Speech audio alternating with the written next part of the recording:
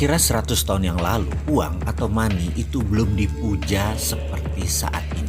Uang belum didewakan seperti sekarang. Atau dengan kalimat lain, uang itu baru 100 tahun dipuja bagaikan dewa. Kalau emas, ya memang iya dari dulu memang dipuja sebagai simbol kemakmuran dan alat tukar terpercaya. Kembali ke uang. Uang itu hanya greasing the transaction. Atau uang itu hanya pelumas transaksi. Uang itu hanya pelancar pertukaran. Itu adalah istilah 100 tahun yang lalu, yaitu sebelum Great Depression tahun 1931. Setelah Great Depression tahun 1931, muncullah teori ekonomi baru. Teori ekonomi dari Milton Friedman, Friedrich Hayek, Ludwig von Mises. Kemudian dikatakan bahwa sejak tahun 1931 ke sana ke belakang adalah teori Adam Smith mati. Jadi teori Adam Smith mati. Kemudian sejak Perang Dunia Kedua usai, zaman ekonom penggagas Bretton Woods Conference, John Maynard Keynes berkuasa. Ini adalah zaman Keynesian. Dalam zaman Keynesian, kata inflasi dan central bank adalah kuncinya. Uang menjadi harta sejajar emas. Walau faktanya pada kertas tertulis angka 50.000 dan lembaran 100.000, nilai kertasnya sama, nilai intrinsiknya sama. Tapi kok beda ya untuk ditransaksikannya? Itulah arti uang sekarang.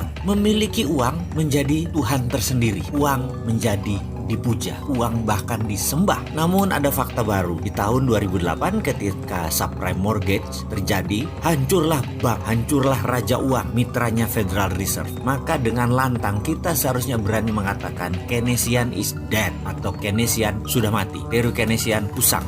Teori neolips sudah nggak bisa jalan lagi di era digital ekonomi saat ini. Maka sejak tahun 2009, dunia mulai berontak. Banyak anak muda yang tidak percaya IMF, tidak percaya World Bank, terutama anak muda dan non-pemerintahan ya. Mereka mulai rebel. Kelompok ini dikenal dengan filosofi ekonomi baru, yaitu mereka memiliki nama dengan julukan baru, Modern Economy Theory. Pencetusnya adalah Warren Mosler, Bill Mitchell, Stephanie Kelton, Randall Wray, dan bapak dari itu semua adalah Michael Hudson. Bahkan ada yang menyebutkan teori sekarang ini setelah Keynesian mati adalah zamannya Hudsonian. Namun kita tahu virus ilmu lama Keynesian, neolips membekas dalam kepala generasi di atas kita, bahkan di sebagian generasi kita, dan agak sedikit mencemarkan ke generasi baru. Namun ada generasi yang steril, yaitu generasi milenial. Generasi milenial sudah tidak percaya Keynesian. Dia mulai mengadopsi teori dari Hudsonian, yaitu Modern Economy Theory. Tapi sayang, pejabat negara masih Keynesian semua, jadi belum bisa diterapkan Modern Economy Theory tersebut yang berbasis project. Pejabat dengan Keynesian cirinya gampang. Kalau nggak ada uang, mereka cari utangan. Dan dalam Modern Economy Theory, kata hutang itu hilang dalam kamus mereka. Kata hutang itu hilang dalam kamus anak-anak milenial. Yang ada hanya sovereign wealth fund, printing money, project creation, digital banking, consolidated bottom of pyramid, dan banyak lagi. Saya sangat bergantung kepada kaum milenial. Semoga ke depan kaum milenial bisa mengambil alih dan mengganti pemahaman kuno yang hingga saat ini masih berlaku dengan strategi tidak berhutang dan tidak jual aset negara.